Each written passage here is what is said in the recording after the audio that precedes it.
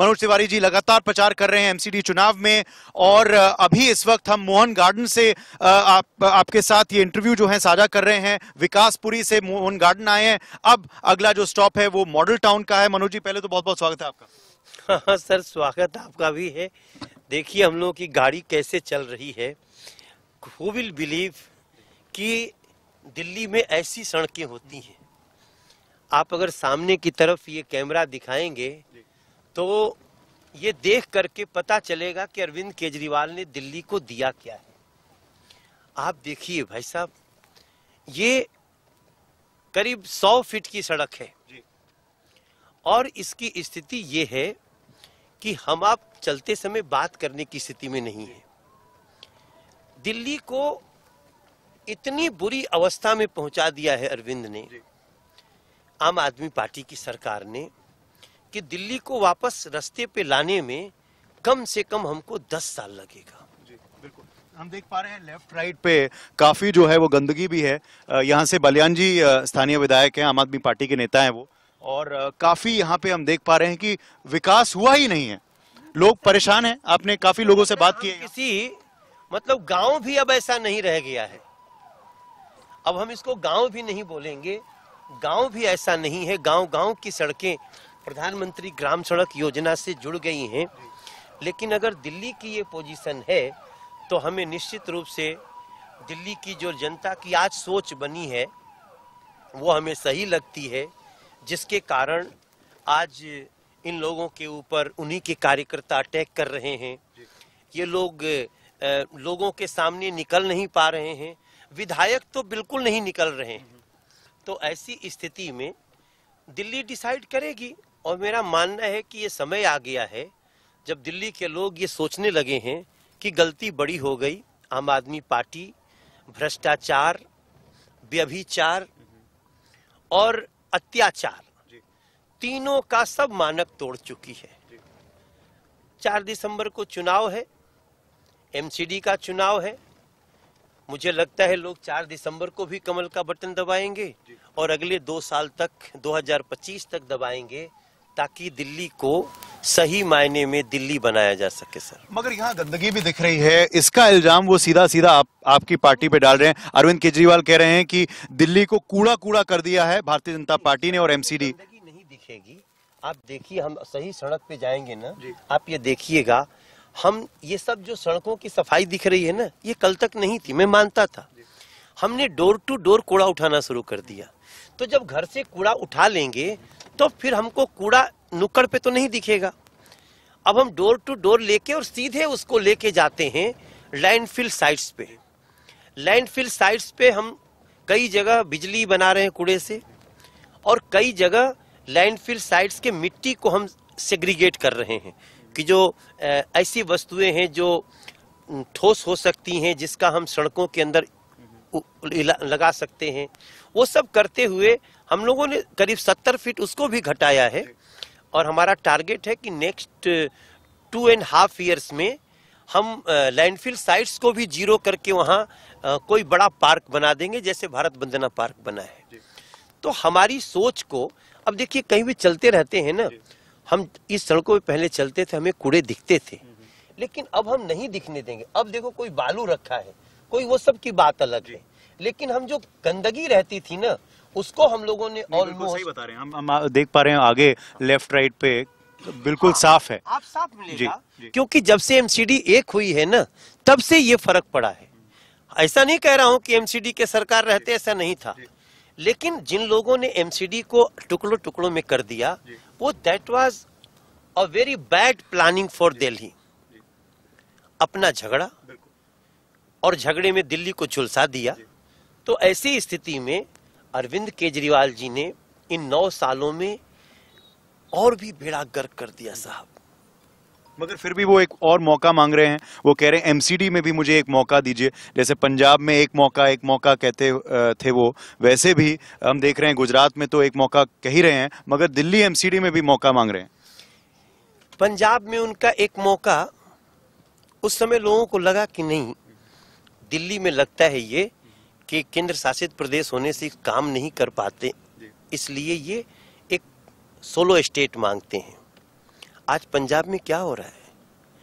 किसान सीएम का घर घेरे हुए हैं, उनसे मिलने की साहस नहीं जुटा पा रहे हैं भगवंत मान जी, और पंजाब के लोगों को वेतन के भी लाले पड़ रहे हैं, कर्मचारियों के। कौन ऐसे राज्य की कल्पना कर सकता है?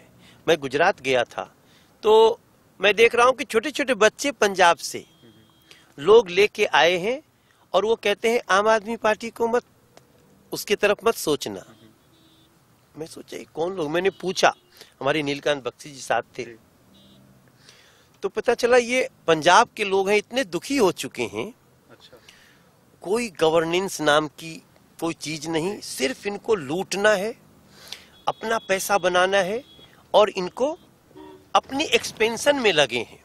एक्सपेंशन तो अच्छे काम से हो जाता है, बट शायद इनको जिन्होंने भी समझाया वो शायद इनको गलत समझा दिया, और अब इनको कोई एक मौका नहीं देने वाला। मौका तो बहुत दे दिया, एक क्या, इनको 2015 में मौका, 2020 में मौका, पंजाब में मौका, और उसके बाद जो रिजल्ट आया है आप देख लीजिए, वो रिजल्ट हमारे सामने है।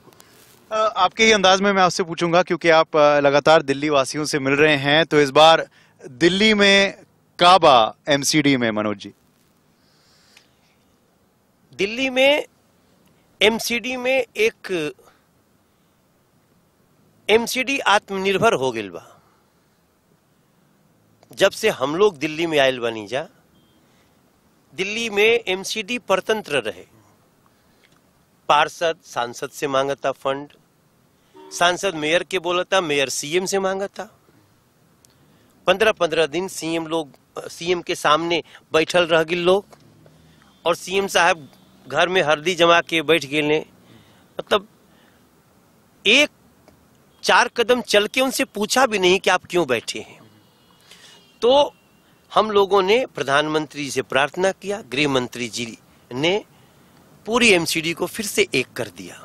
अब एक एमसीडी का एक मेयर होगा दिल्ली का, और वो चीफ मिनिस्टर के बराबर ही होगा साहब।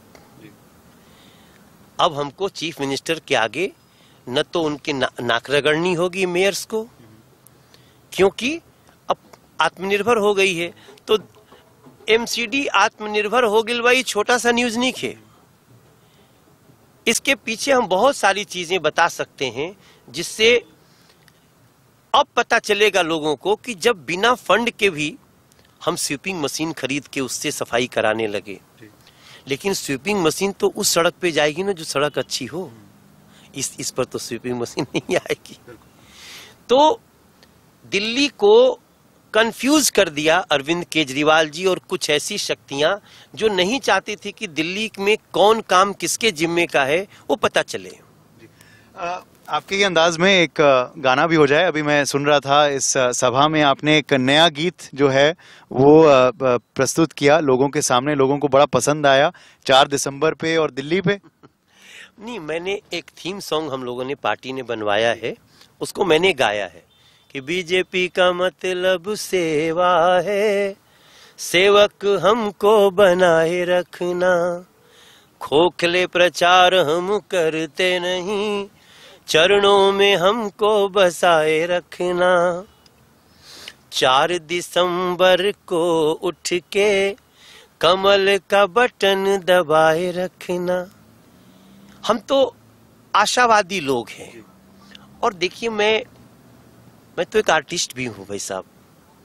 मैं कई बार ना बहुत स्पिरिचुअली सोचता हूं, उसमें आप लोगों को इस कदर धोखा नहीं दे सकते। हम स्वीकार कर रहे हैं कि हम बीजेपी का जो कार्य करने का क्षमता है वैसे हम एमसीडी में नहीं काम कर पाए, क्योंकि एमसीडी परतंत्र थी। हम जीते, फंड के लिए हम रोना रो रहे हैं और वो इंजॉय कर रहे हैं। फंड रोक दिया, अब ये काम नहीं कर पाएंगे, फिर हम इनको बाद में धोएंगे। ठीक है, आप धो सकते हैं, लेकिन सफर कौन किया?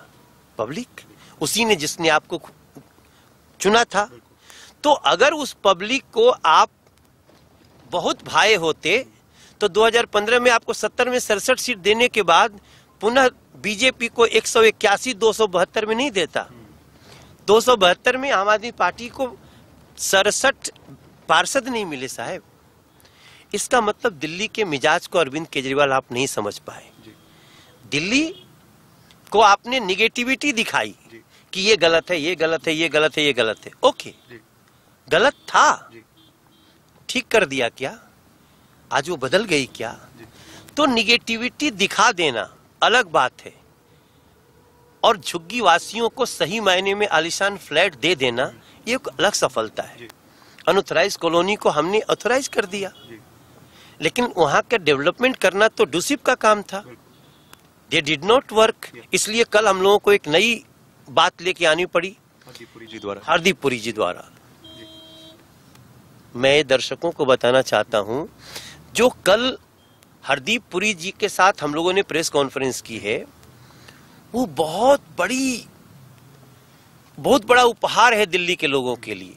दिल्ली के लोग जब भी अपना घर थोड़ा सा भी उसको रीडेवलप करना चाहते थे, एमसीडी के अधिकारी और जितनी एसडीएम का आदमी, तो डीएम का आदमी, तो पुलिस का आदमी, मैं सबको बोल रहा हूं, मैं किसी में भेदभाव नहीं कर रहा हूं, ये सभी टूट पड़ते थे। नरेंद्र मोदी जी को हम सब ने बताया कि सर एक उपहार और दे दीजिए। अब देखिए हम लोगों ने कर दिया रीडेवलपमेंट, हम प्लान कर रहे हैं, रिकंस्ट्रक्शन प्लान कर रहे हैं। इतने दिन से एक छोटा सा घर है, डीडीए का फ्लैट ही क्यों ना हो, थोड़ा सा बढ़ाना है, एफआईआर बढ़ा देंगे, बढ़ा दिया। हम उसको रिकंस्ट्रक्शन करने का परमिशन दे दिए, वो अपनी ही जमीन पे बनाएगा ना भाई, थोड़ा एफआईआर डबल कर दिया। तो मैं समझता हूं कल जो हरदीप पुरी ने किया वो भी हमको करना पड़ा, झुग्गी वासियों को घर भी हम ही देना पड़ रहा है। अरविंद केजरीवाल जी आप क्या कर रहे हो 70,000 करोड़ से? इसलिए मैंने कहा कि अब दिल्ली का लोग ना एकदम ठगा हुआ महसूस कर रहा है आम आदमी पार्टी के। एक तो है इनकी कि अकर्मण्यता, दूसरा है भ्रष्टाचार। आज जेल मंत्री, अभी भी जेल मंत्री, अभी भी पीडब्ल्यूडी मिनिस्टर है, अभी भी स्वास्थ्य मंत्री है, और है कहां? जेल में है। उसकी याददाश्त उसके अनुसार जा चुकी है, मगर वो स्वास्थ्य मंत्री है। तो दो ही बात सही है, या तो उसकी याददाश्त नहीं गई है, सिर्फ वो बातें नहीं बताना चाहता है कितना लूट किया, क्या किया, और नहीं तो फिर दिल्ली की चिंता अरविंद केजरीवाल को नहीं है कि एक बीमार व्यक्ति को वो स्वास्थ्य मंत्री बनाए हुए हैं।